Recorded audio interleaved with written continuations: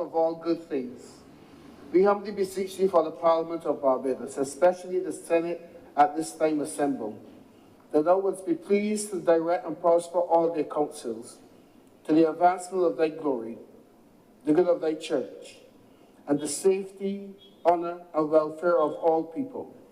All this we ask in the name of Jesus Christ, our most blessed Lord and Savior. Amen. Amen. Together the Lord's Prayer. Our Father, who art in heaven, hallowed be thy name. Thy kingdom come.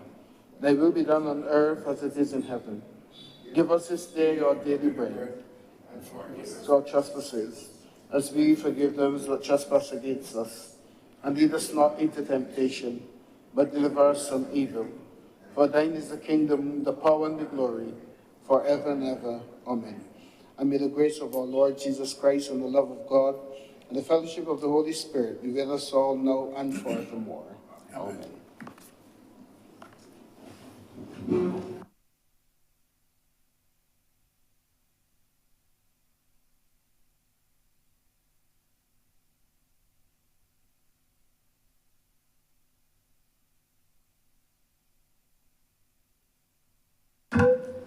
The Senate is in session.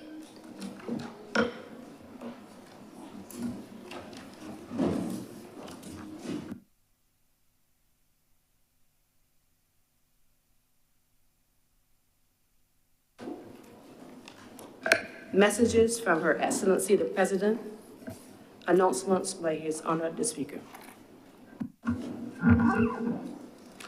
First of all, let me take this opportunity to welcome everyone back. I wish you a very happy, healthy, and prosperous new year. This is an exciting year for us, much on the agenda. We look forward to as good or even better year in 2025 that we had together in 2024. So I wish you and all of your families all of the very best, and thank you for your continued service to our country. We have before us minutes of our meeting held on 29th November 2024 for confirmation. Senator Cummins. Mr. President, I beg to move the confirmation of the minutes of our meeting held on Friday, the 29th of November 2024. The question is that the minutes of our meeting held on November 29th, 2024 be confirmed. Will those honorable senators in favor please say aye? Aye. Those against please say no. Methinks the ayes have it. Those minutes stand confirmed. We have minutes of our meeting on Wednesday, 18th of December 2024 to be deferred. Senator Cummins. Mr. President, I beg to move the deferral of the minutes of Wednesday, the 18th of December 2024. The question is that the minutes of our meeting held on Wednesday, 18th December 2024 be deferred. Will those honorable senators in favor please say aye? Aye. Those against please say no. Methinks the ayes have it. Those minutes are deferred. In terms of our attendance today, we have apologies for absence from Senator Ryan Walters and an indication of lateness from Senator, the Most Honorable Jerome Walcott, and Senator Gregory Nichols.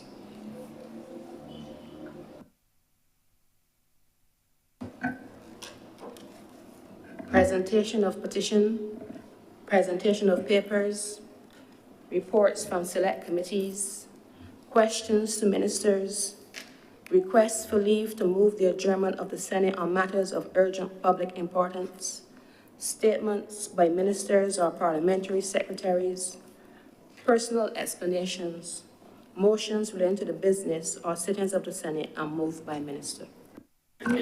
Senator Cummins.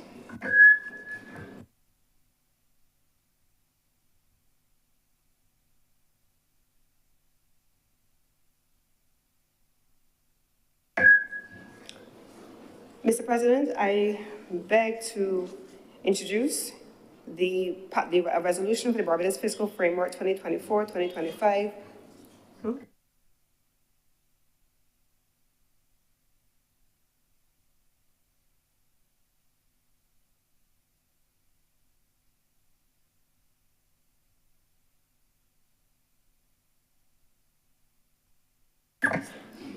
Mr. President, I beg to give notice and to move the first readings of the following bills. The first reading of the Rights of Persons with Disabilities Bill 2025, and then the first reading of the Road Traffic Amendment Bill 2025.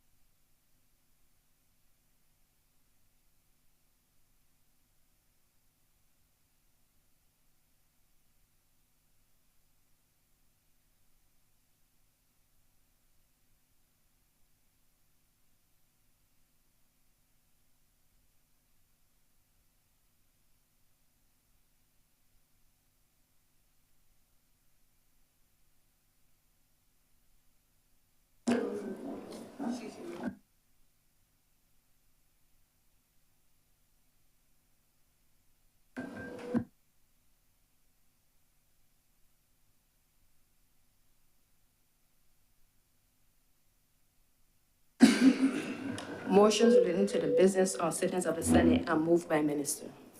Senator Cummings. Mr. President, I beg to move the suspension of Standing Order 45-2 for the remainder of today's sitting. The question is Standing Order 45-2 be suspended for the remainder of today's sitting. Will those honorable senators in favor please say aye? Aye. Those against please say no. The ayes have it. Standing Order 45-2 is therefore suspended for the remainder of today's sitting. Introduction of bills. First reading.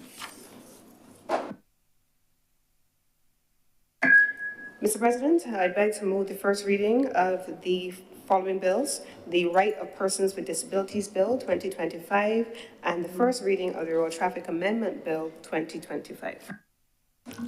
The question is that the Rights of Persons with Disabilities Bill 2025 and the Road Traffic Amendment Bill 2025 be read a first time.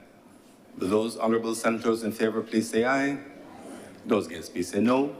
The ayes have it. Those bills are accordingly read the first time.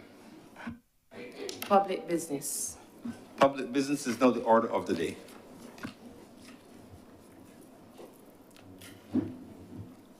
Order number 6, in the name of Leader of the Senate, to move the passing of a resolution that the Parliament of Barbados approve the national policy for improving the lives of persons with disabilities and the 2023 National Report of the National Advisory Committee to guide the establishment of a commission for improving the lives of persons with disabilities.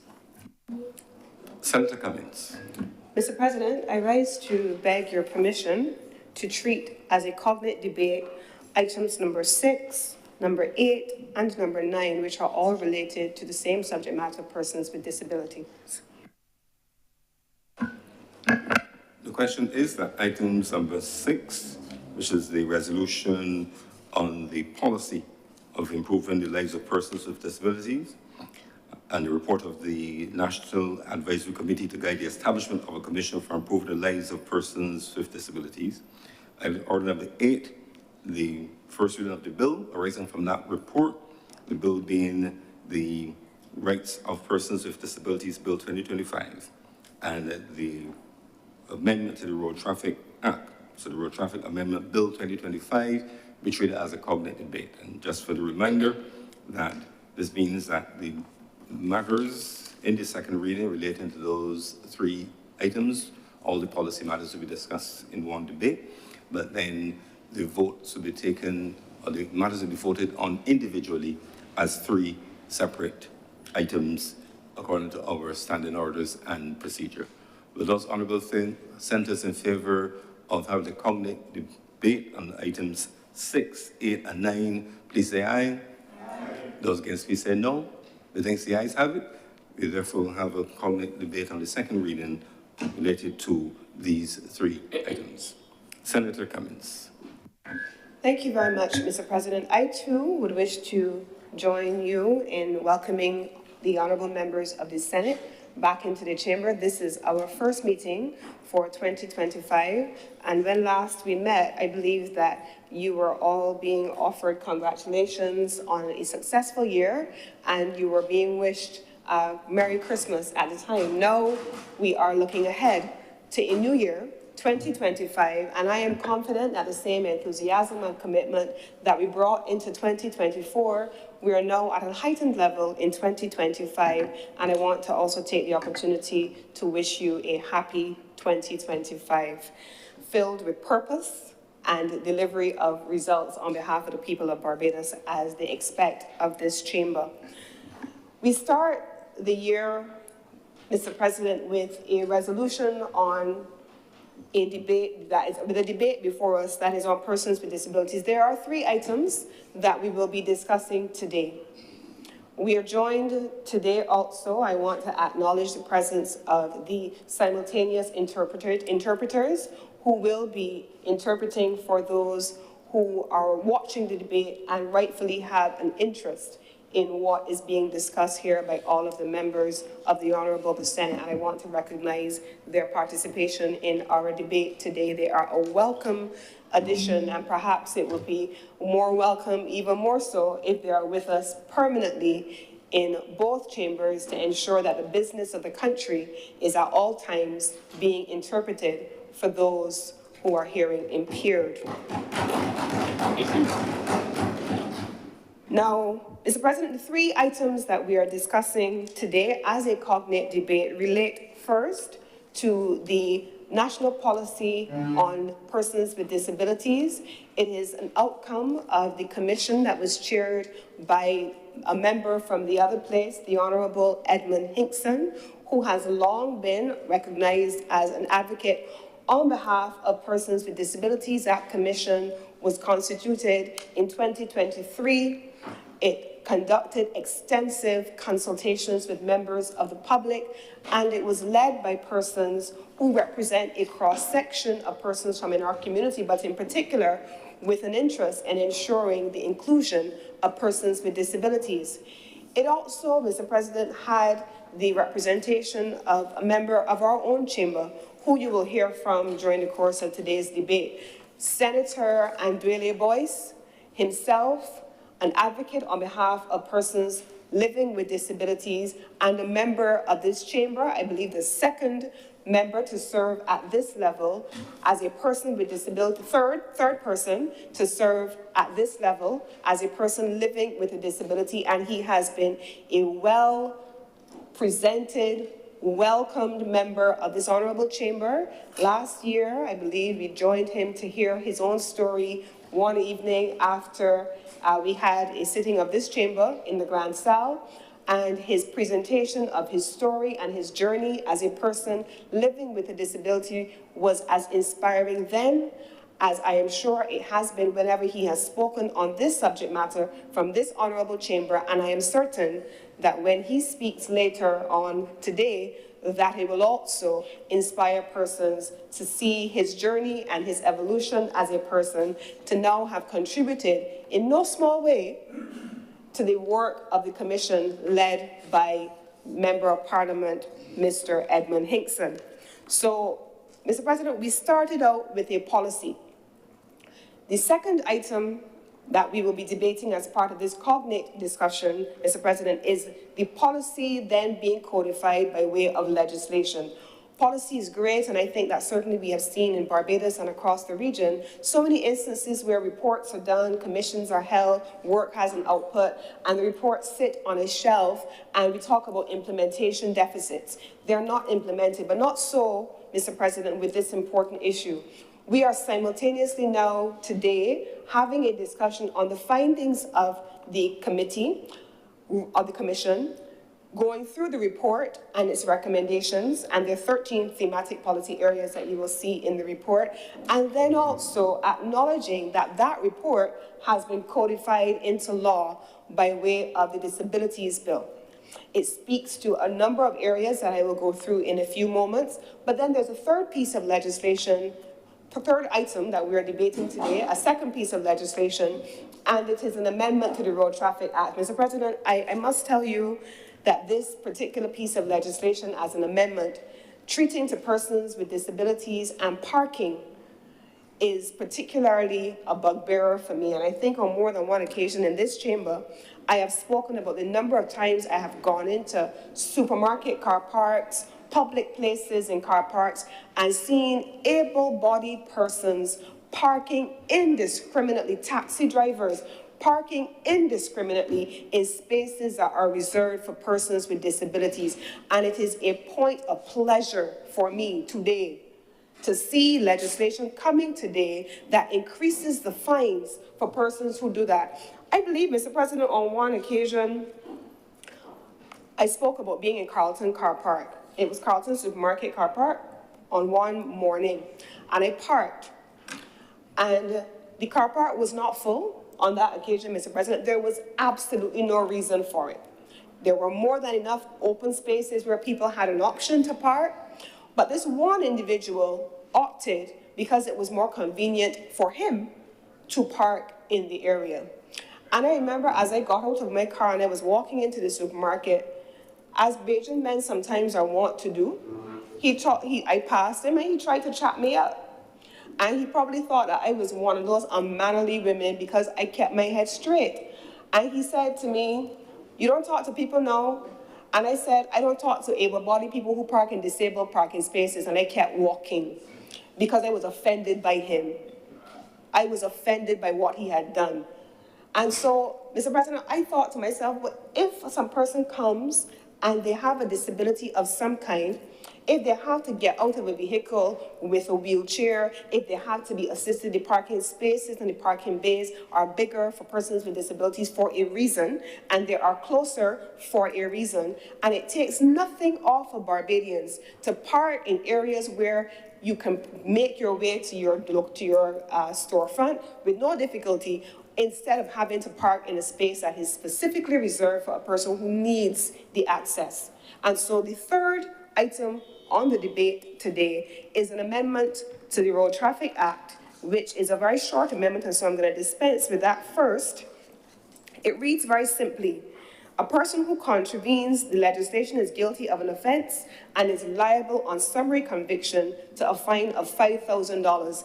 Take the extra 2, 3, 5, 10 steps and park in areas that are available and stop parking in spaces that are reserved for persons with disabilities. This is now about enforcing the legislation. And in fact, I would like to see us go even further.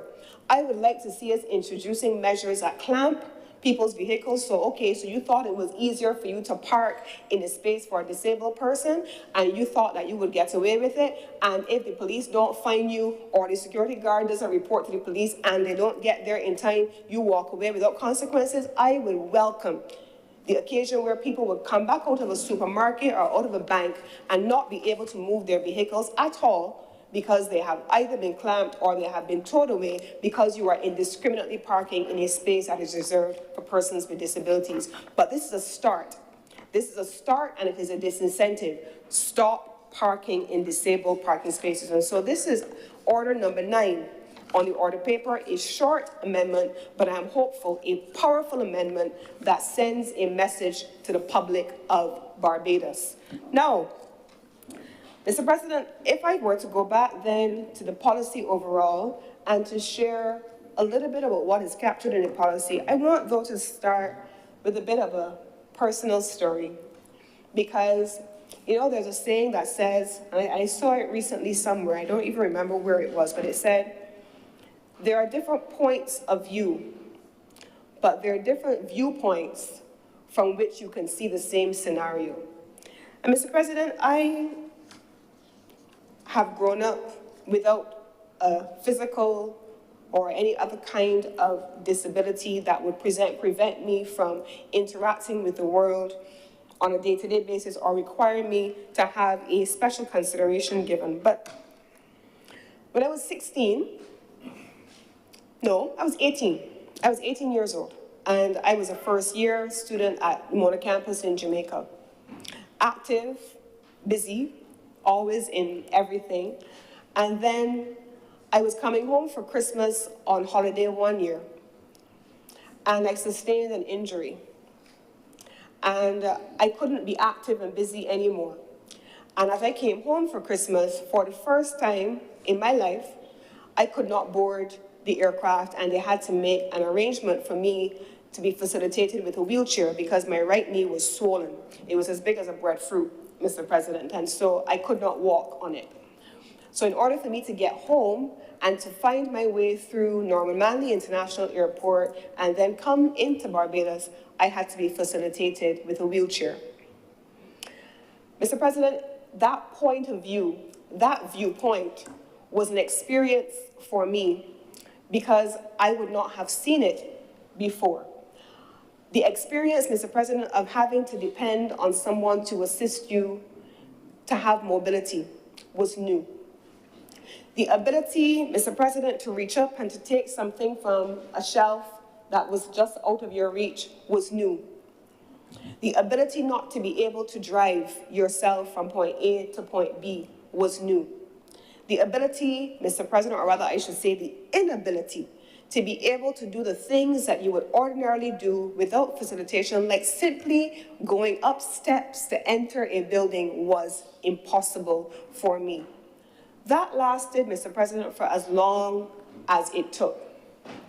My grandmother showed up at my house with some soursop leaves, I think it was. In addition to what the doctor prescribed, my grandmother showed up at my house with some soursop leaves, banded up my knee, put some bad-smelling stuff on it. I don't know what it was. Maybe veggies. I don't even know what it was. Then they took me to some doctor that I had never seen before, and first thing he did was to give me a dose of shark oil. And then they put this ultraviolet light on my knee, and my knee, over time, it went down, and life returned to normal for me. But Mr. President, that one experience gave me a different viewpoint from which to view persons who navigate life every single day, attempting to do the things that many of us take for granted. So, Mr. President, when an entire commission is constituted in 2023, and when governments, certainly over the last several years, go through the process of looking at how we as a country, we as a society, treat to persons with disabilities of all kinds, permanent, and yes, a new inclusion has been the mention of persons with a temporary disability. This is because, Mr. President, it has to be a part of how we as a society see ourselves. And so in the report, Mr. President, it speaks about inclusion of persons with disabilities. It talks about the treatment of persons with disabilities, promoting and advancing and protecting their full human rights and fundamental freedoms of all persons, strengthening and enhancing national awareness, our commitment and our energy towards supporting and protecting and advocating, much like Senator Andrea Boyce has been doing, for their rights, their needs, and their concerns, making sure that people feel seen and heard with disabilities in all spaces of Barbadian society, not just some spaces, but all spaces. Foster and maintain a national environment in which all forms of marginalization, discrimination, and non-inclusion, and all other barriers and constraints affecting persons with disabilities are eliminated. It talks about, in the policy, Mr. President, creating the enabling environment for persons with disabilities to have full access to all essential opportunities, the resources, the services, and benefits that will serve and lead to enhancing their independent functioning, meaningful participation and engagement, and the overall personal and professional growth and development in Barbados. It allows for the creation, Mr. President, of an overarching strategic orientation and framework in which the development of the policy strategies and companion activities can be operationalized, executed for all persons with disabilities and their related beneficiaries in the country. Overall, Mr. President, we're talking about a fully inclusive society. We're talking about a Barbados for all. We're talking about a Barbados that does not exclude any of its citizens, and it allows, Mr. President, for everyone to feel as though they have a stake in our society. Now, Mr. President, when we go through the policy, if I were to go through the legislation, the two match. So the policy speaks about education access to education. And when we talk about access to education, we're including things, Mr. President, such as in Part 5 of the legislation in sections 27 through 34, the right to education. Free primary, secondary, and trained teachers. We're not just talking, Mr. President, about what we know as the right to education, where we all walk into a classroom, we walk into a school, and we know that we're guaranteed access to education. The former president of the Senate, who also would have participated extensively in this process, Carrie-Ann Eiffel, who has been a champion for persons with disabilities for a long time, spoke about, and I'm sure that many of us in the society would have seen her talking about her journey through the University of the West Indies as a student. What it took for the University of the West Indies to engage with her and to make sure that she was able to graduate with her degree using Braille, to be able to read her textbooks and to be able to undertake her access to her examinations. This has been a change. We've heard that from other persons as well in the disabled community. And so equally, when we talk about access to education, we're not just talking about access to education in the same way that you or I may engage with the education system, but access to education for persons with different types of disabilities without prohibition, without exclusion, and to ensure that they are able to have a full education experience without having to deal with the difficulties that we have heard of in the past. In employment, Mr. President, we're talking about equal access to employment. In the other place, when this debate came up, there was an extensive debate about the challenges persons are facing with disabilities and persons being employed. Now, I am a Rotarian. I find myself saying that in every debate, but it's true. I am a Rotarian, and I remember in previous years, there are two projects that we have anchored as the Rotary Club of Barbados. One, Mr. President, was the facilitation of the provision of wheelchairs for persons to be able to go into the sea. Again, something we take for granted, Mr. President. We get to the beach, we pull up, park the car, get off the bus, walk to the beach, and we go down the sand and we get into the water, taken for granted. But what of a person with a disability, a physical disability in particular, who is unable to navigate that in the same way? The Rotary Club of Barbados, in one of our earlier projects, would have provided wheelchairs to the National Disabilities Unit to ensure that persons, including locals and visitors to our country, because we must never assume that all visitors that come to Barbados for sun, sea, and sand are also able to access sun, sea, and sand without a disability. And so the Rotary Club would have provided those resources years ago, and it is a project that I believe has continued, and there has also always been a demand for that to be expanded. Equally so, the Rotary Club of Barbados is the facilitator of a project called the Schoolhouse for Children with Special Needs. I remain a trustee on that project, one of the 4 trustees for that project when it was first established. We own the building, we provide that safe space for kids, and so the opportunity is there. Thirdly, the Rotary Club of Barbados South, and we in this place would have approved the vesting of land in the Rotary Club of Barbados South projects for the provision of land at the gymnasium for them to launch a project which has long been on the agenda, inclusive play.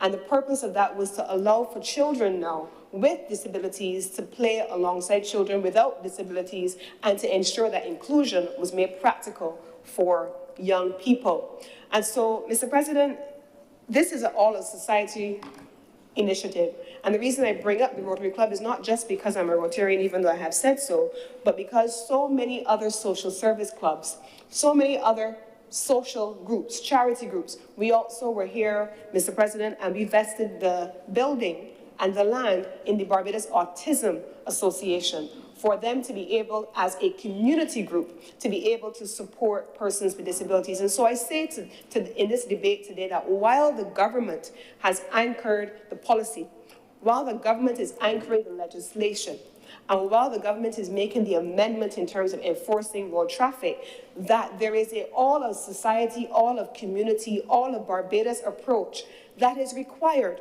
to ensure that persons with disabilities can live full and inclusive lives in this Barbados, which also belongs to them. But it is also a national brand. It also has to be about a national brand. So Barbados, our Prime Minister is a global climate champion, and she has been seen all over the world funny enough, I was in a meeting, I was overseas at a meeting until yesterday evening, and in that meeting, every person, every other person, and everybody in between talked about Prime Minister Motley and her advocacy on climate. Does Barbados also have an ambition to be that nation in the world that everyone talks about in terms of inclusion and how we represent all people in our society and caring for every member of our society? I can see a Barbados coming out of this policy, coming out of this legislation, coming out of work in the communities by social service groups, and coming out of this national conversation that we're now having with the nation, emerging with the champions that we are seeing already in the persons who sit on this commission, in the persons who sat in the other place when this debate in the gallery, in the visitors gallery, when this matter was being debated, in the persons we saw featured in the newspaper, calling for a continuation of this discussion and this kind of work. I can see Barbados continuing to raise its profile and being that nation that the rest of the world recognizes as a leader on inclusion and inclusivity for persons with disabilities. And I am confident that the persons who have been anchoring this so far are within reach of accomplishing that goal. Mr. President, as a minister with responsibility for business, I also want to say that under the fund access and under trust loans, we are also committed to ensuring not just the provision of financial capability and financial resources to persons who wish to start businesses in whatever the sector is, but persons coming from the disabled community, to make sure that we provide them not just with the financial resources, but the technical assistance as part of their own enfranchisement, not just for the purpose of creating employment opportunities for them, but for them in turn, providing employment opportunities for others. It goes on, Mr. President, to mirror the policy with the legislation in Part 8, under healthcare. Sections 47 through 52 speak about the right of persons with a disability to have access to equal health care. And just like we did with education, healthcare facilities also have to be accessible. Are we building buildings that persons can access? Are there ramps? Are there elevators? In this building, Mr. President, this old building, we went for a long time without having a functioning elevator. It meant that Senator Boyce, who claims the stairs, and the stairs are not inconsequential, those stairs are significant. And we have seen Senator Andrea Boyce at every sitting of this honorable chamber having climbed those stairs. There are other members who, when they have a temporary disability, have found it difficult to climb those stairs, and the absence of a working elevator in this building has been a challenge. I am happy that we now have an elevator functioning, but it is important that in all government buildings, in all public spaces, that access for persons with disabilities is a priority. The legislation calls for it to be so. Social protection is a significant section of this legislation under Part 8, sections 53 through 55.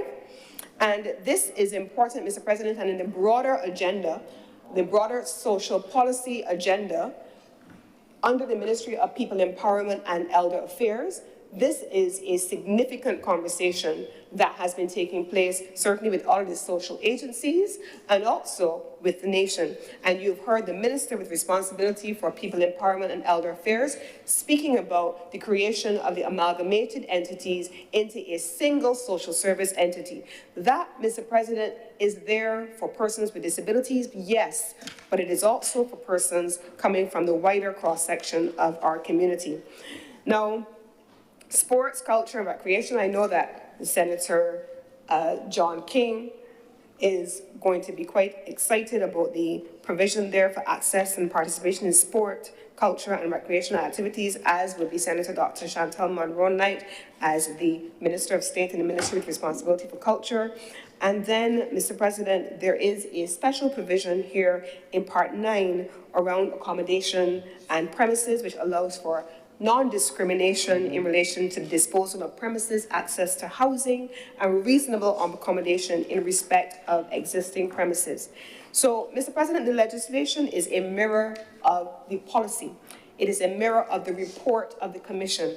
The process for the commission, Mr. President, was also extensive. There was the committee, one of the standing committees of Parliament, and so the report of the commission went before the standing committee of the two houses of Parliament. In that committee, Mr. President, there was even further discussion. It was chaired by the Honourable Edmund Hinkson. In his report, you will see what is there, and we will hear a little bit more over the course of today's presentation from the other member of that commission who sits in this chamber on the substantive discussions that took place there. But, Mr. President, the combination of the amendment to the Road Traffic Act, which is a penalty amendment, the policy, which is before us, and the legislation on the bill, which is also before us, Mr. President, is a reflection of a government that is committed to supporting people. People at all levels. We've come to this honorable chamber, Mr. President, to serve. All of us in this room, regardless of the side of the table we sit on, have come here for the purpose of serving the Barbadian people. We may see it from different points of view. Our viewpoint may be different. We may not always agree, but one thing unites us, Mr. President, and it is that commitment to serving people. We could be anywhere else, Mr. President. Any of us could have said no. But we're all here, Mr. President, because fundamentally, all of us have a commitment to service, serving people. And this government is committed to facilitating that inclusion, to having all voices. Now, you know, Mr. President, one of the things that I want to say in this debate in particular, there's a cynicism in the country at many times, and sometimes it's warranted, sometimes it is not. On matters relating to persons with disabilities, as I have started, this is a commission that was established in 2023. The government did not have to do it. The government committed to doing it in its manifestos, and it followed through on the commitment. Promise made, promise kept. It established the committee. It did not just establish the committee, Mr. President, and just leave it. It did not just establish a commission and do nothing with it. The commission consulted nationally. It had town halls. It engaged with people. And then, after the commission completed its work, we still brought the report resulting from that extensive process underway in the commission to a select committee of Parliament, allowing people from all walks of life to come and to make presentations. Then the policy was codified into law, as I have said, and now we have seen the debates in the other place and the debates here today.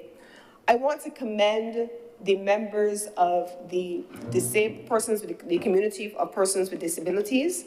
They came out in their numbers when it was being debated in the other place. They attended the town halls extensively. They wrote, they spoke to members of the commission. Even I, as an individual member of this chamber, had persons who approached me and asked specific questions, who I then was able to refer to the Ministry of People Empowerment and Elder Affairs. When I say, Mr. President, that there are different points of view and different views from which you can see the same thing, sometimes, Mr. President, because we personally may not have been present, or we personally may not have been privy to all of the details, it doesn't mean it didn't happen. It doesn't mean it's not there. And what we have seen in both the report and what we have seen in the other place in the discussion is a clear representation that inclusion is not just a philosophy, but it is a way of being for this government. And I want to commend the honorable members of the community from persons with disabilities. I want to commend the chair of the commission, the Honorable Edmund Hinkson. I want to commend our own in this chamber, Senator Andrelia Boyce, for their leadership, their advocacy, and their commitment. And Mr. President, it has been my role as leader of government business to introduce these matters. I have done so, but I have done so in a deliberate way to be framing the conversation only, simply because today we will deviate very slightly from our standard way of being, and we will hear in great detail from the honorable member of this chamber who sat on the commission and on the committee, who will go into the details of the specifics of the policy, where they originated, why the policy is crafted in the way that it is, because unlike me, unlike many of us, we don't sit inside the community of persons with disabilities, even those of us who have had temporary moments with disabilities. The persons who live with disabilities are represented by Senator Andrelia Boyce among us today.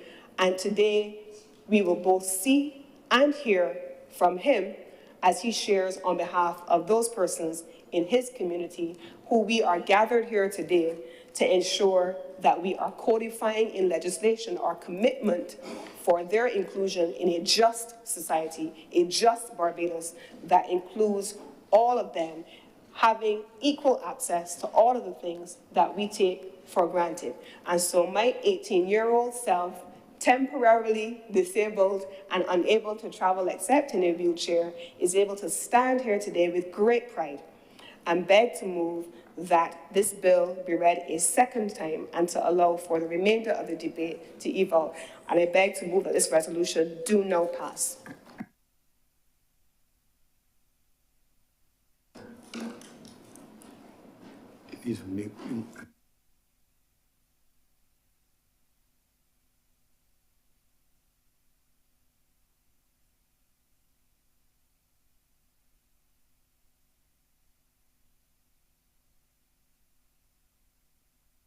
Senator Cummings.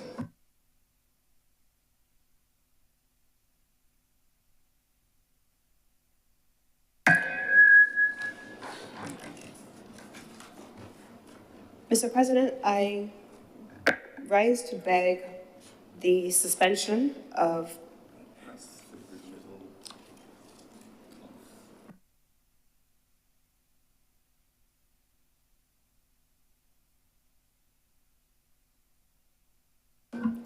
Clerk, if Senator Cummings wants to move a motion, so you need to go back to that point in the agenda. Yes, please. Motions relating to the business or sittings of the Senate are moved by a minister, recommitted. Senator Cummings.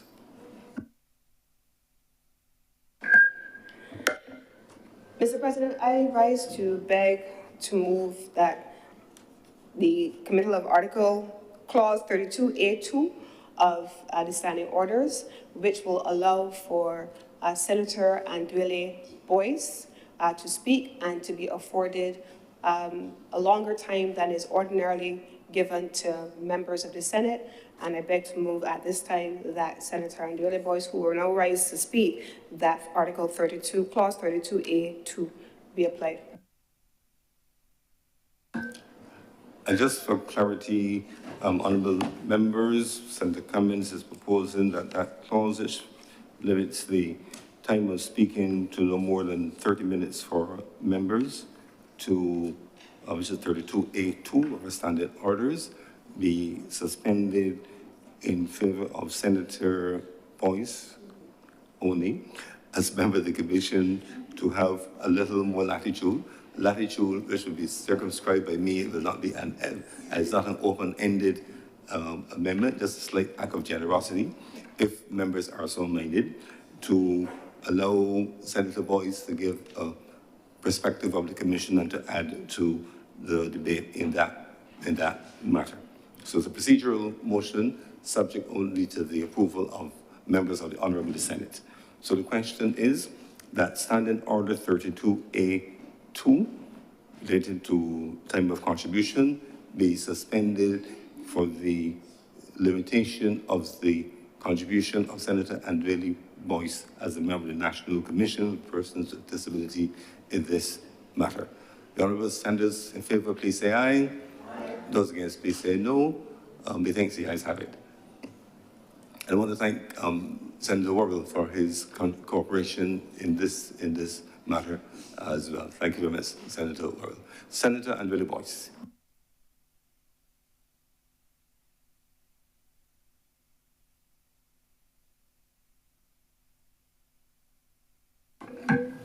Thank you for recognizing me, Mr. President. Thank you to my colleague senators for their support in the extension of the time, and I do note to your caution, sir, that I will be constrained if need be. Mr. President, today is a good day. If I'm perfectly honest with you, it is a day that I didn't always think would come. Because while I have long believed in the capacity of this country to do that which it has not done before, and to make good and to make better on the promises to the people of Barbados, there are moments as a person with a disability where the issues that confronted me, and I do not stand alone in this, the issues that confronted the community seemed just too large and slightly outside the capacity of this country. However, sir, the work that the government of Barbados has done on this issue since 2022 has reminded me, if I needed reminding, that nothing is beyond the capacity of a country that wishes to do better.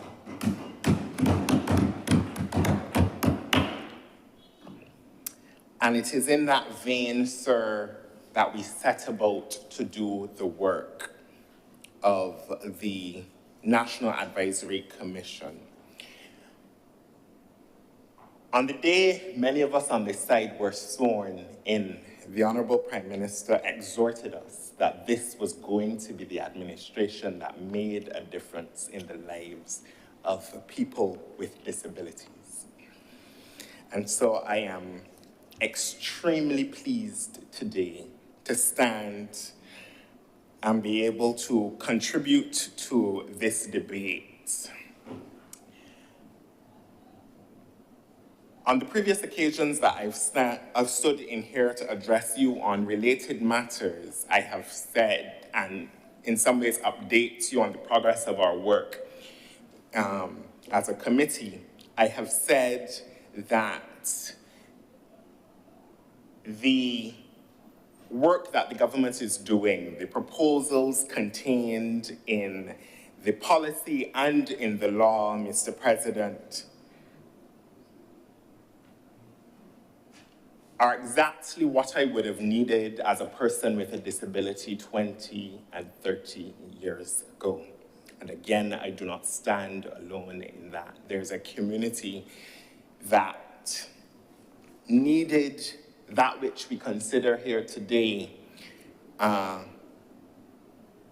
so there must be an admission that the time has come and perhaps the time has passed for this work. But Mr. President, we are grateful nonetheless.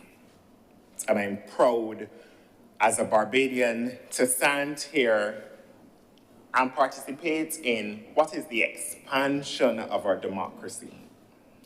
Because I think it is very easy to think about this in the context of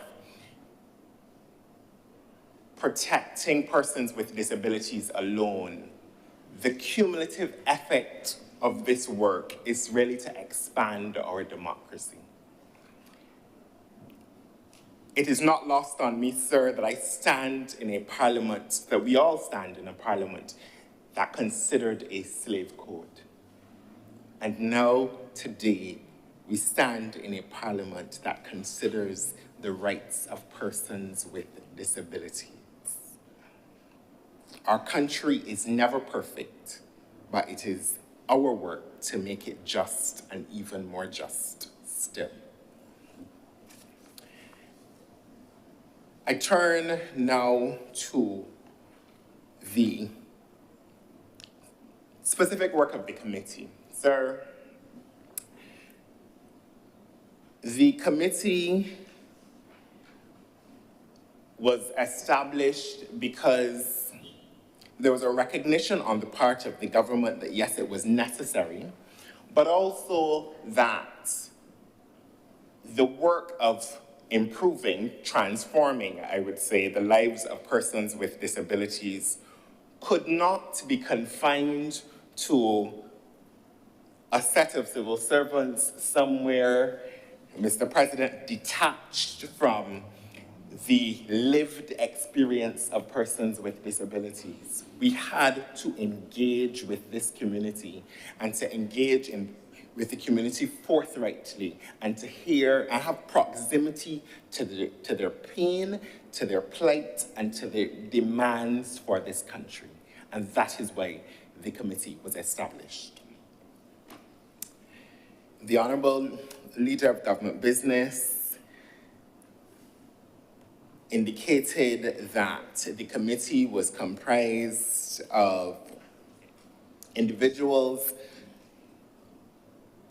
just about half of them persons with disabilities, the other half parents of persons with disabilities or professionals in this space, Mr. President. And I would wish to enter the names with your permission, of those individuals, because I think that they have done yeoman service to this country. They have done work that is both generational in its scope and in its impact, and they must be commended. As you have heard, the chairman of that committee was the Honorable Edmund Hinkson, the member for St. James North in the other place. The deputy chair was the Most Honorable Carrie-Ann Eiffel, the lifelong disabilities advocate. Also on the committee were Attorney-at-Law Janelle Odell, Attorney-at-Law Larry Smith, Communications Consultant Joyanne Haig, Special Educator Sonia Rollins, the Kaisonian Granville Carter, and the ex officio member was John Hollingsworth of the National Disabilities Unit. I also was a member of the committee, as you have heard. Mr. President, that committee facilitated consultations, 76 meetings in total, across the length and breadth of this country, with a view to hearing the perspectives of persons with disabilities. The work began with 3 town halls that were specific to the community, and then thereafter we branched off into consultations that included members of the private sector, that included members of representative organizations, the Barbados Bar Association, the Barbados Association of Medical Practitioners, so the list is long, the Social Justice Committee of the Ministry of Labor, any and everybody who would meet with us. And those consultations, in the first instance, in relation to the community of persons with disabilities, they were raw and they were real. And I think they uncovered an underbelly of this society. And really were, for those of us disabled and others of us, a call to conscience, Mr. President. And I want to thank the members of the community for persons with disabilities for so readily participating in this process.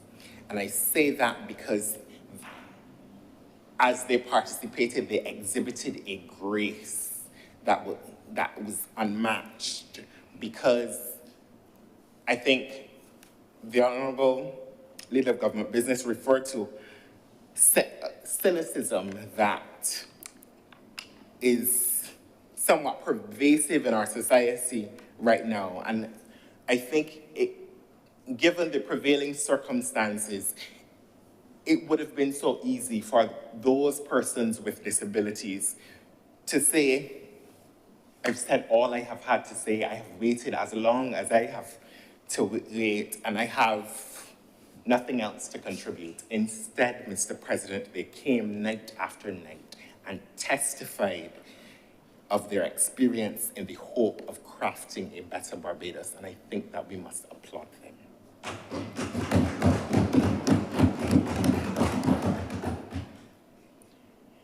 Mr. President, because of the existence of this work, the report, the policy, the Rights of Persons with Disabilities Bill, I think we have reached a point where we can no longer, as a country, say that we do not know. If I am perfectly honest with you, I think that as a country, we feign ignorance quite a bit in relation to the issues of disability. And by that I mean that we say often, I never knew, no one's ever told me, if only I had thought of that. And I think the cumulative effort of this work is that we now know. The country knows. And we have to determine for ourselves the level of participation that we will have in improving this country in the name and in the interest of persons with disabilities. But we cannot feign ignorance any longer.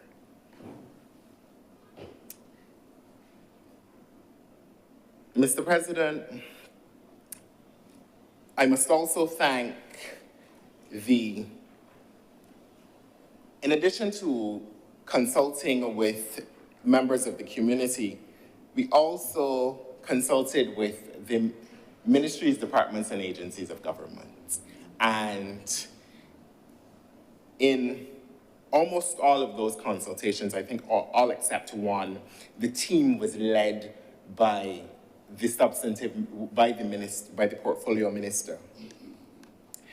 And that, I think, gave us some confidence and was a reflection of the fact that the government was taking this seriously. Those conversations were frank about what we have failed to achieve over the years. Those conversations were aspirational and I think indicative also of the very best of what we can achieve when we commit so to do. And it is on that basis that I would also wish to thank members of the cabinet, senior civil servants who joined us in that exercise. And I want to thank them because I do not think there is an issue about which there is so much work to do.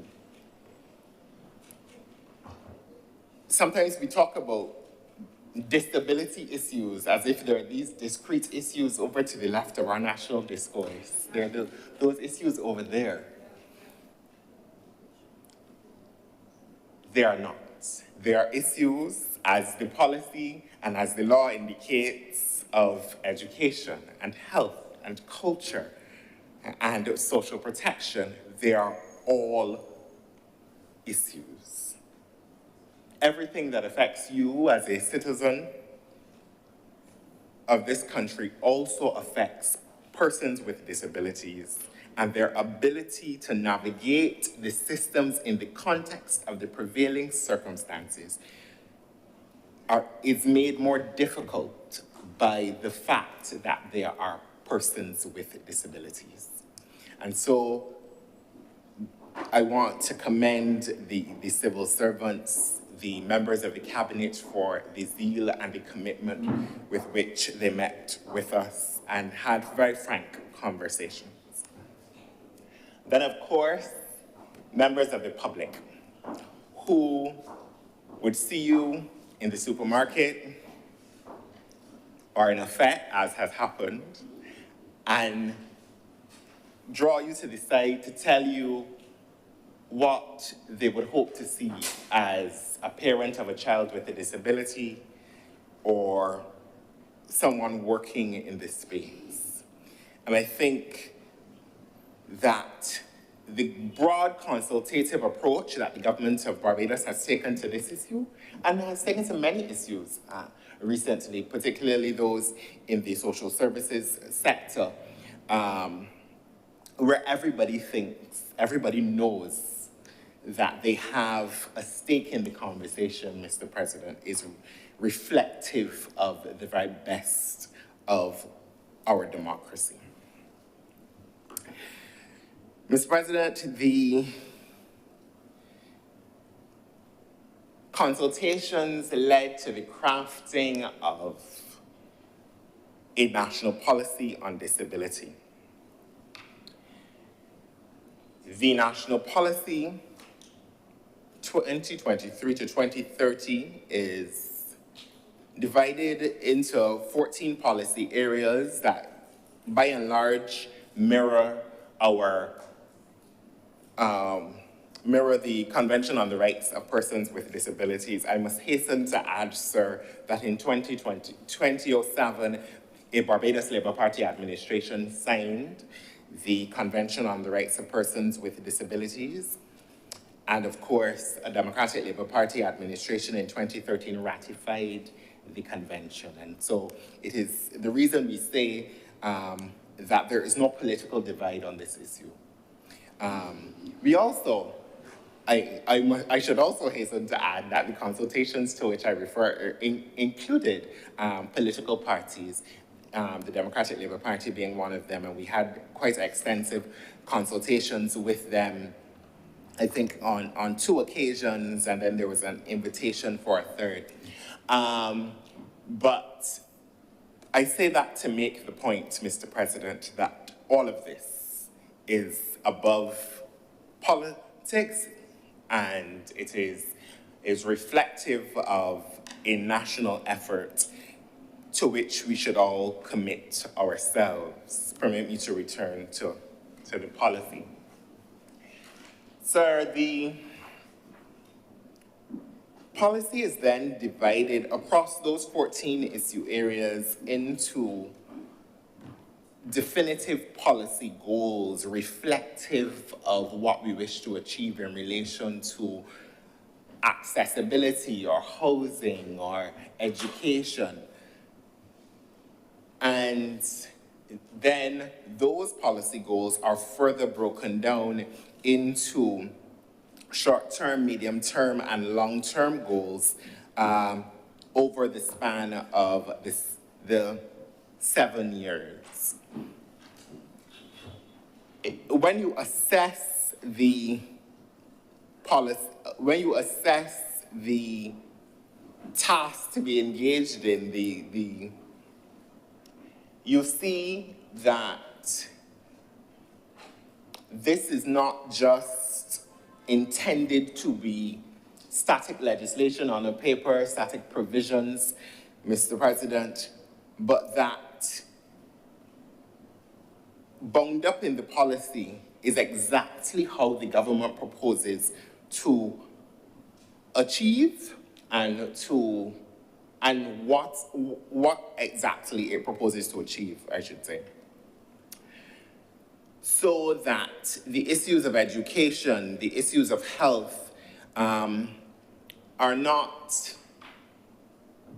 they're not simple issues, and I use those 2 issues as examples.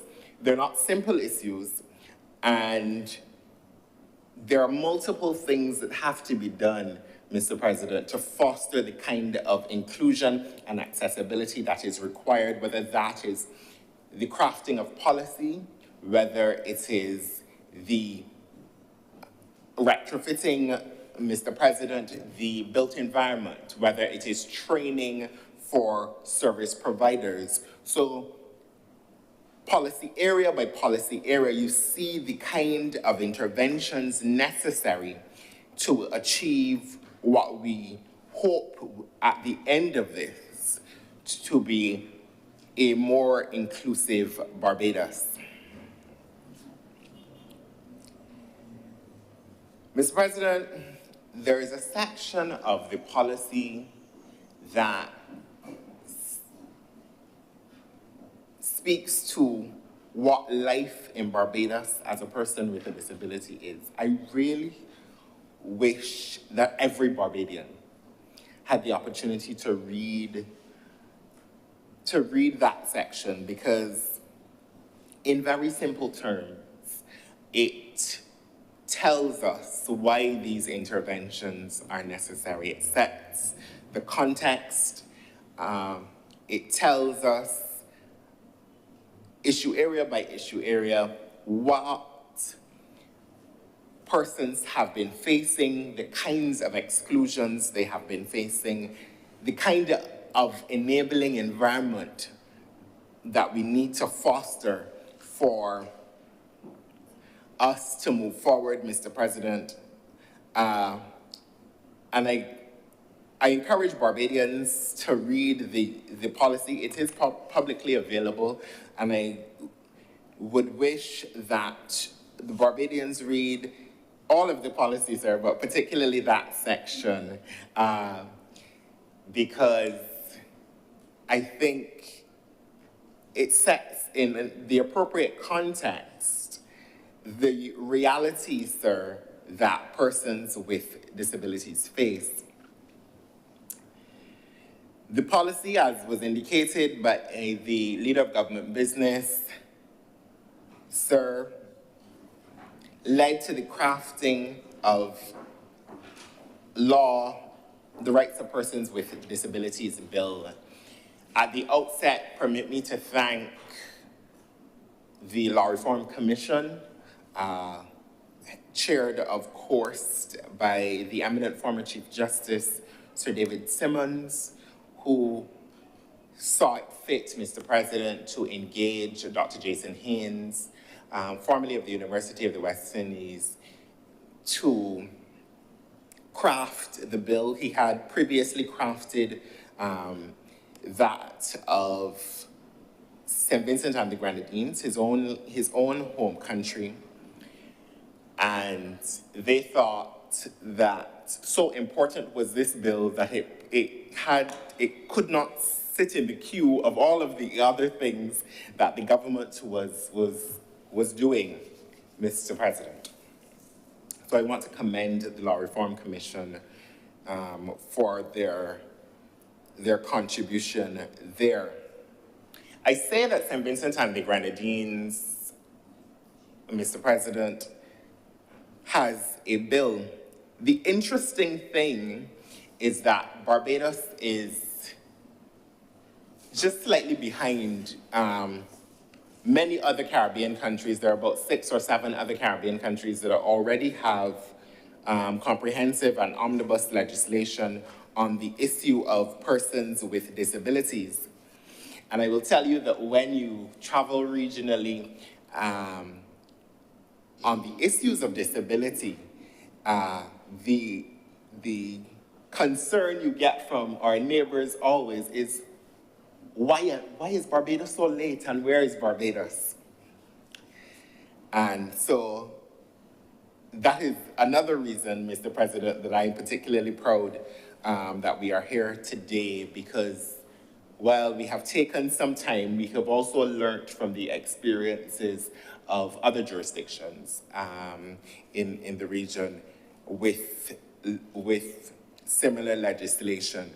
And so I'm not shy in saying that I think that we have the most comprehensive and fit for purpose legislation anywhere in the region, Mr. President. And if it finds favor with my colleagues today, I think Barbados will be well out front on the matters of the protection of persons with disabilities. The legislation is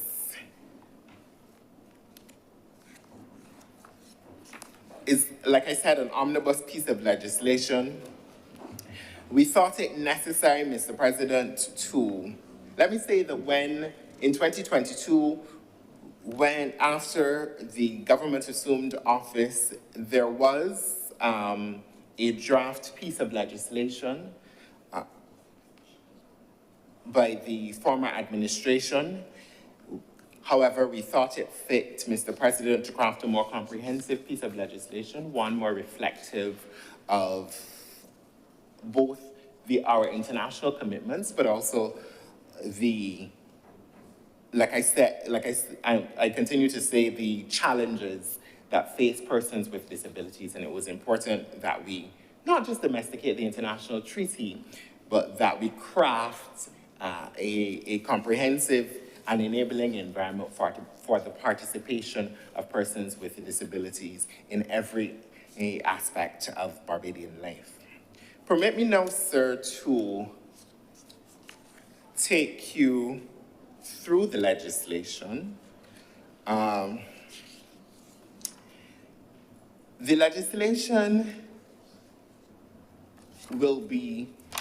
establishes as its guiding principles notions of equality, notions of non-discrimination, and notions of accessibility. And again throughout all of this work, but particularly the legislation, you see those as the values that undergird the effort here, Mr. President. And so, no doubt, as we go through the legislation, you will see that coming through time and again, because not only is this disability legislation, it's human rights legislation. And I think that as a young republic, as a parliament that has, like I said, that has considered a slave code,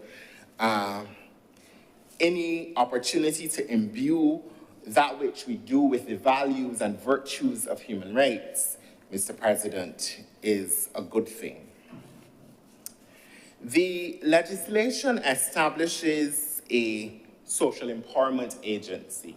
You know well, as does the country, that the social sector is going through reform with a view to amalgamating 4 of the entities under the Ministry of People Empowerment and Elder Affairs, those being the National Disabilities Unit, the Welfare Department, the National Assistance Board, and I feel like I'm forgetting one because that's only 3.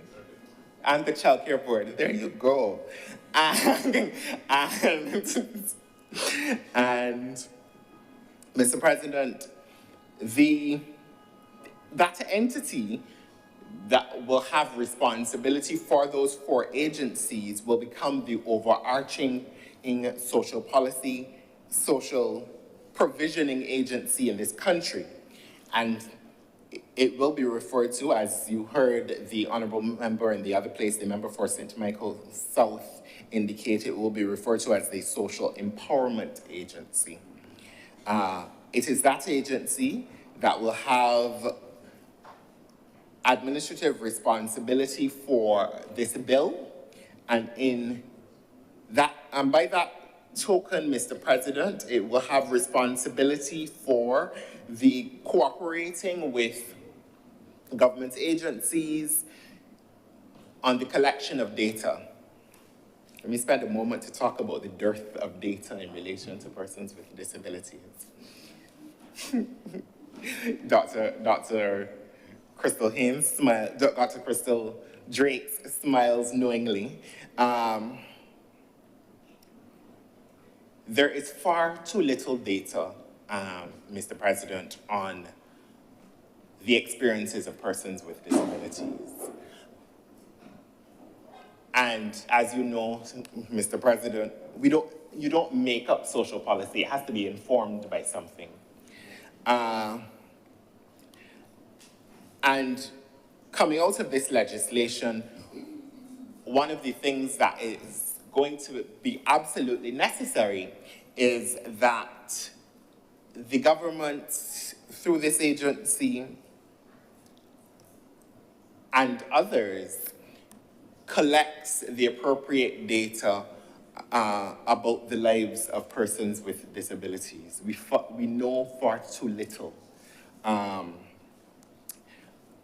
And so that is a principal part of the remit of the Social Empowerment Agency. But in addition to that, Mr. President, they will also evaluate national plans,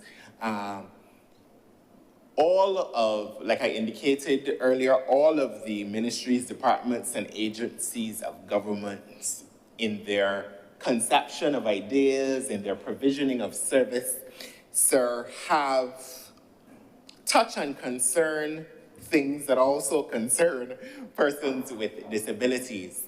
And as those ministries, departments, and agencies conceive of plans and execute plans, it is going to be important that this social policy agency, this social empowerment agency, Mr. President, have the remit of evaluating those plans with the view to determining whether they are fit for purpose and whether they're in line with this piece of legislation. Mr. President, the Social Empowerment Agency will also receive and investigate complaints pursuant to this legislation. And this is a big deal because far too often in our consultations with persons with disabilities, we heard about an access to justice issue.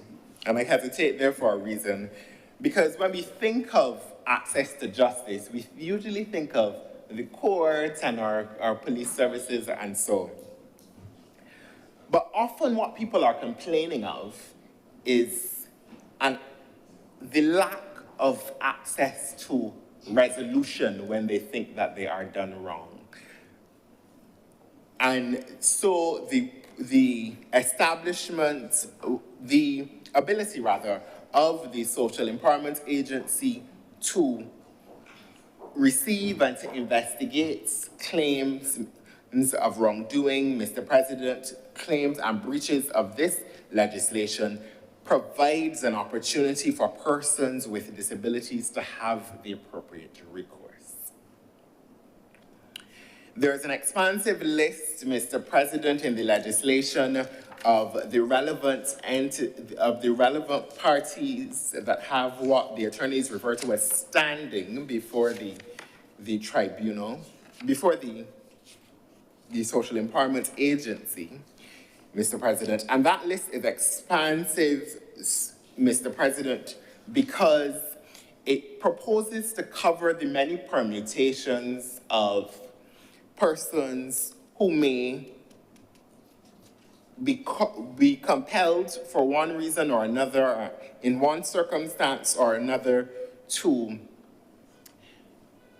make a claim or to bring a complaint, rather, before the agency. Typically, Mr. President, what we do in relation to this matter is to only be concerned with the individual who is wronged. But these are unique circumstances, as you would appreciate. And so it is necessary for a multiplicity of individuals that have standing and the ability to make a claim, whether those are caretakers of persons with disabilities, whether they are parents of persons with disabilities, or the representative organizations who may also initiate a claim or cause a claim to be investigated by the Social Empowerment Agency, sir. And then, of course, the legislation establishes a tribunal. And this is a mechanism with which Barbadians are well familiar. We have the Employment Rights Tribunal, we have a Severance Payments Tribunal, and like I intimated earlier, it is important that persons with disabilities have access to justice and to the as speedy as possible resolution of their issues, Mr. President. So that an aggrieved person can take a matter before the tribunal and have it heard, Mr. President, and have an award made out to them, I should say, in relation to this matter, or to have a resolution of some kind, because I think sometimes we comfort ourselves with the notion, sir, that what people want is monetary in nature, that they want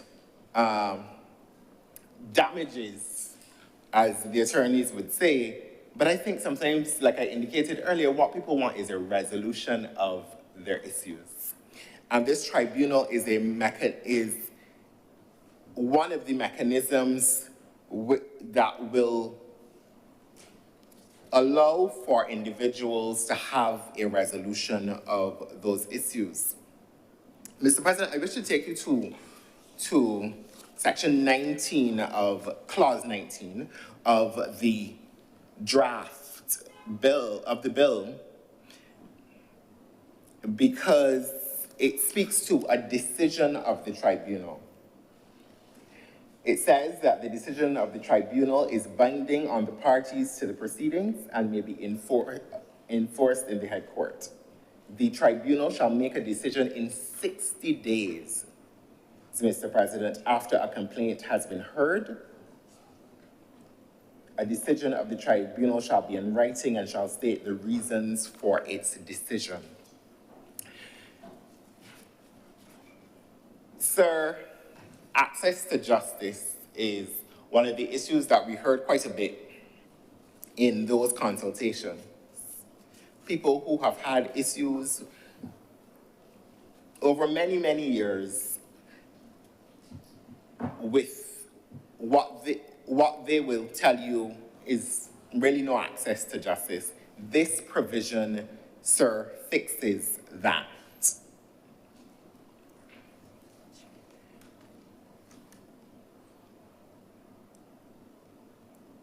Sir, the framework that the bill uses for the establishment of the mechanism through the SCA and through the tribunal is one thing, but I also want to spend some time to describe the sectoral obligations, some of the sectoral obligations. I note your caution, Mr. President, that you will constrain me if need be. To take some time to talk about some of these sectoral obligations and what they mean in very real terms to the lives of persons with disabilities. The legislation begins, sir, with the rights of persons with disabilities at section 21.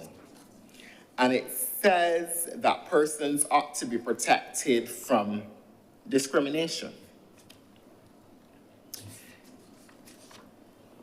I said to you earlier that the policy which informs the law, that one of the guiding principles is that of non-discrimination. The clause says a person with a disability is entitled to equal protection and equal benefits of the rights and freedoms of the Constitution of Barbados. And then it goes on, Mr. President, at clause 22 to talk about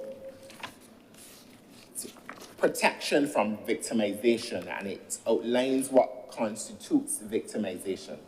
A person commits an act of victimization against a person with a disability where he treats the person less favorably in those circumstances than he would treat or treats other persons. A person with a disability is treated less favorably pursuant to subsection 1, where the person, and it outlines a number of things. And I thought it important, Mr. President, to note that because I think we have to, in some ways, change the culture and the conversation in this country. And to get accustomed to the notion of equality as not a highbrow academic concept, Mr. President, but a lived reality in this country. And so the legislation goes on to talk about what constitutes victimization and protection from exploitation, violence, and abuse as well, and defines abuse in the New Age way, the very relevant way that we define abuse to include economic abuse and emotional, verbal, and psychological abuse, physical abuse, and sexual abuse. Throughout the consultations, Mr. President, we heard persons talk about acts of deprivation that would constitute economic abuse. We heard people talk about circumstances of sexual abuse. And, you know, every provision in this bill is informed by the experience of those consultations and the testimony of particular individuals, Mr. President. Section 25 talks about sexual freedom as a person with a disability. The cumulative effect of this work, Mr. President, is that we're going to have some tough conversations. And one of them is going to be about this notion of the ability of persons with disabilities to consent to sexual intercourse, to have, Mr. President, the experience of asserting as they wish and as is lawful their sexual awareness and citizenship and all the rest of it. It is a difficult conversation, but it is a conversation we're going to have. When last I was here, when we debated the population policy, Mr. President, I averred to many of the issues which confront persons with disabilities in the context of their sexual and reproductive health rights.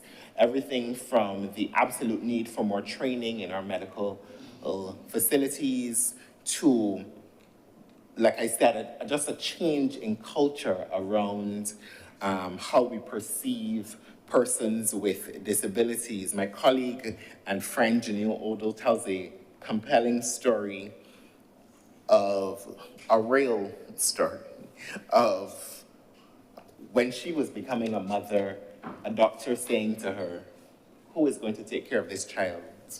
And why are you having a child? Those are the things that need to stop. Mr. President, the bill goes on, sir, to talk about education. As we have promoted the bill and promoted this work in the last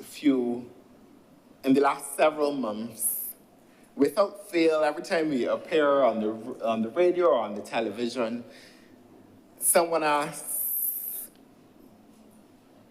if you were to choose a favorite provision of the bill, what would it be?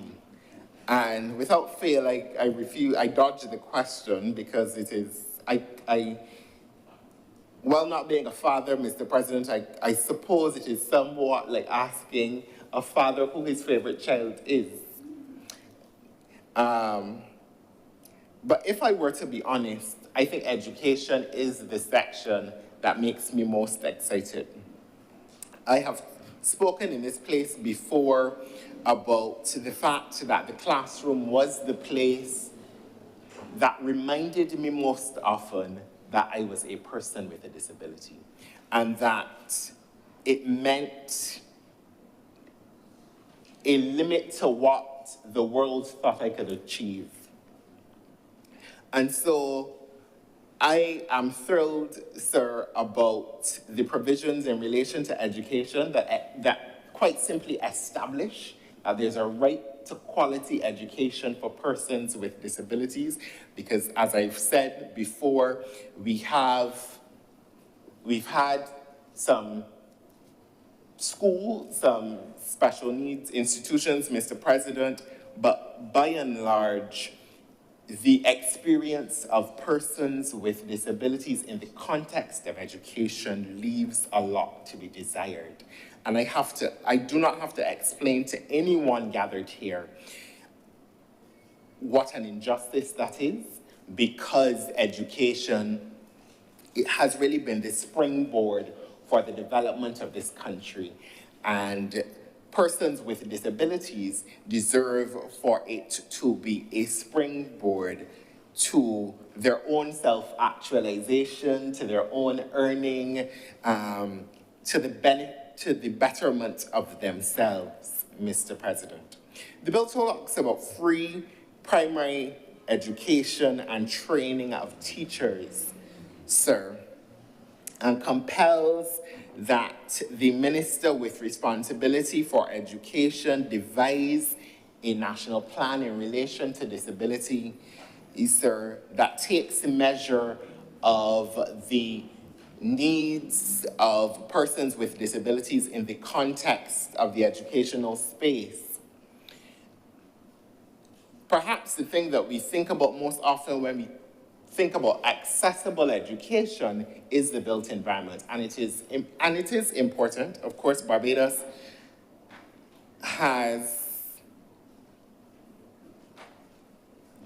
the country has, for the most part, all of the schools kind of look the same. They have very limited physical accessibility. The real issues, Mr. President, of access to certain parts of the school. So, and when I say that, I mean that there are parts of schools in this country that you couldn't access if you were a person with a disability in a wheelchair, for instance. We have constructed institutions, by and large, sir, as a former Minister of Education, you know that most science blocks are on the top floors of schools, or certainly the middle blocks of schools. What does that mean for a child who wishes to pursue science, but just simply can't get up these stairs? And these are the very real issues that we have to consider, Mr. President, and we have to consider the effect of them, and to what extent have we been limiting talent and acumen by the ways in which we conceive physically of our institutions.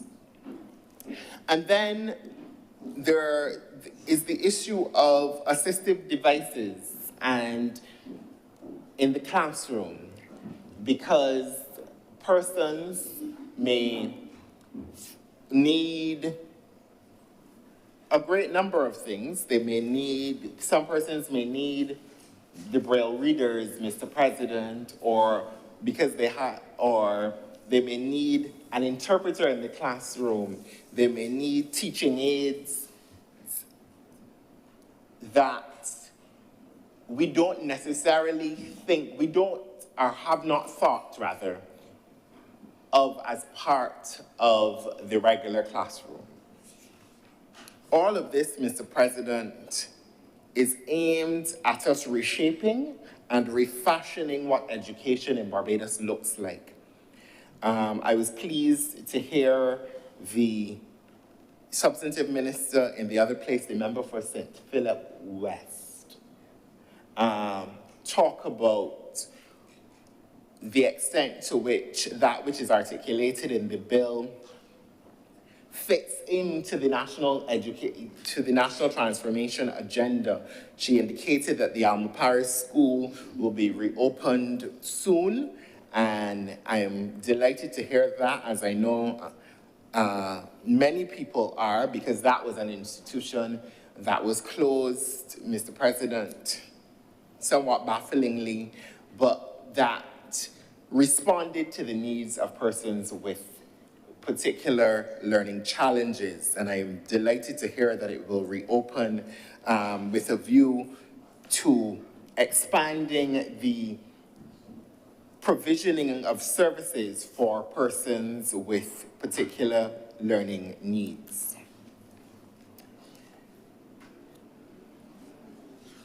Mr. President, the bill then, the education section goes on to talk about adult education and the like, because oftentimes when we talk about education, we think about between 3 and 16, and we don't necessarily think of those beyond the ages of 16. But of course, there are tertiary institutions, and the bill speaks to those, and it speaks to vocational training and the need for all of those institutions to be accessible and to respond to the needs of the community. Mr. President, the provisions on employment. We have all heard the devastating statistic of 90% of persons with disabilities being unemployed. And the bill compels, Mr. President, that there is equal access to employment. It compels that reasonable accommodations are crafted and are created for persons with disabilities, varying disabilities, whether those be work from home arrangements, reduced workload arrangements, Mr. President, whatever they may be, to ensure that we beat back the devastating statistic of persons with disabilities, for the most part, being unemployed.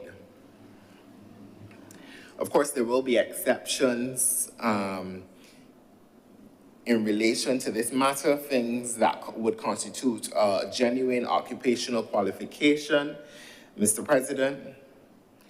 But by and large, this country has to commit itself to increasing the levels of employment for persons with disabilities. Sir, I will tell you that many of the pieces of legislation to which I refer to prior, contain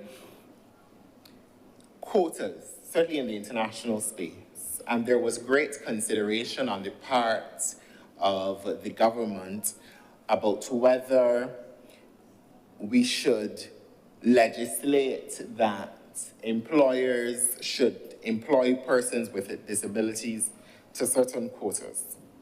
It was a thing, Mr. President, that kept us up at night.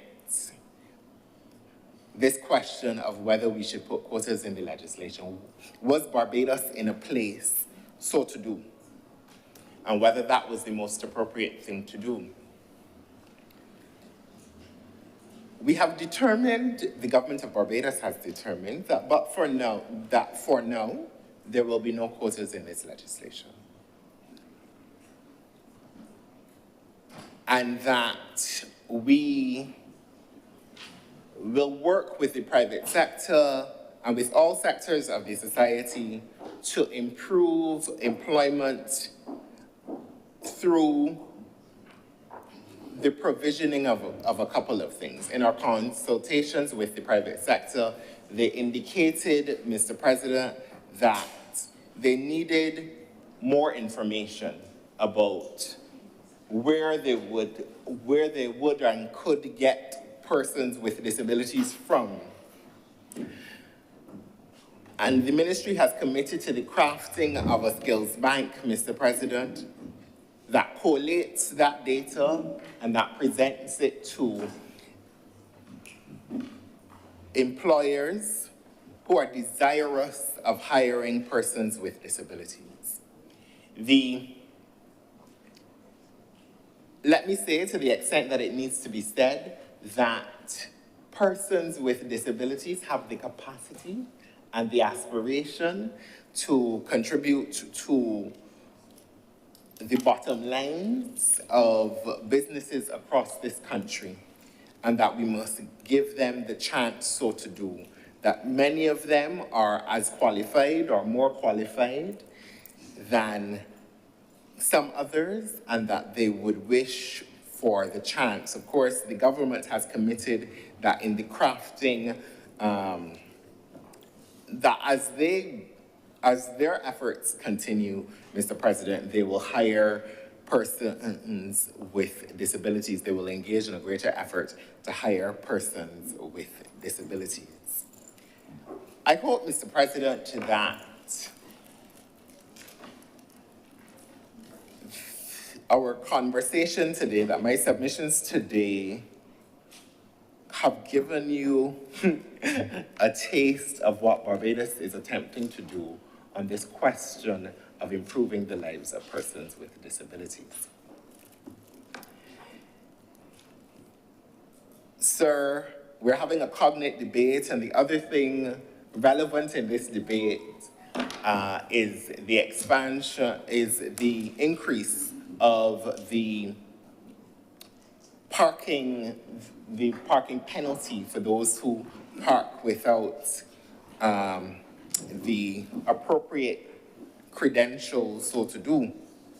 And the leader of government business said it as best as could be said, that this is really indicative, Mr. President, of the fact that people do it is really indicative of, I don't know if Bajan wafflessness is parliamentary, but yes, and that the increase in the penalty, Mr. President, I hope that it will act as a sufficient deterrent to those who have been minded so to do. I will take this opportunity to encourage individuals who are in fact disabled and desirous of one of those parking stickers to go through the appropriate process, to visit upon the Council of the Disabled, Mr. President, and to get the sticker if indeed that is what is required. But we can no longer persist with what has been the prevailing circumstances. What have been the prevailing circumstances, Mr. President? Sir, I began by saying it is a good day.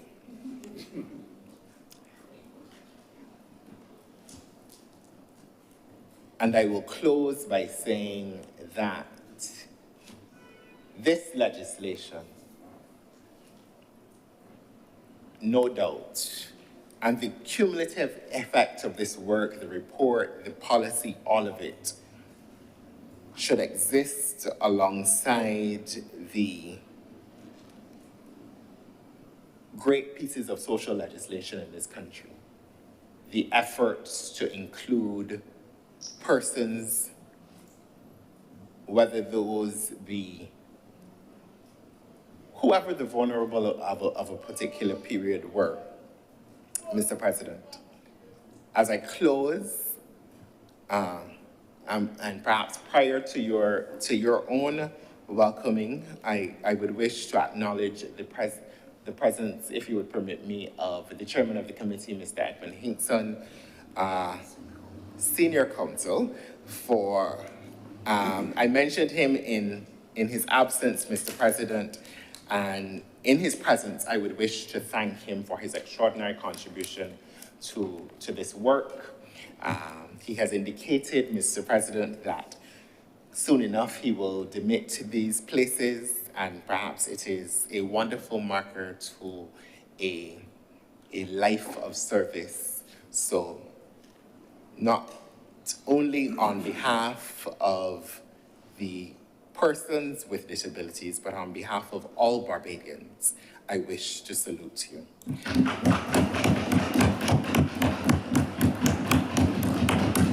Mr. President, with this legislation, with this policy, the work has just begun, And I ask that Barbadians join us in making this country better, safer, and more inclusive for every Barbadian.